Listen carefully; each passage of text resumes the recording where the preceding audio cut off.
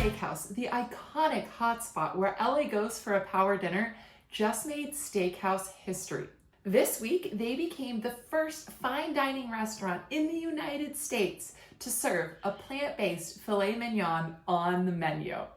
What does that even mean? It's called the Beyond Steak Filet, and it's crafted with mycelium and fava bean protein. It delivers a bold, juicy bite with 28 grams of plant-powered protein and just 1 gram of saturated fat and 0 cholesterol. And I'll be honest with you, as a vegetarian myself, the idea of being able to go to a steakhouse and actually order a steak and be able to enjoy it is really exciting. So the Beyond Steak Filet is now available at BOA in Los Angeles, West Hollywood, and in Santa Monica. And whether you're plant-based or just plant-curious, this might be the new item you have to check out.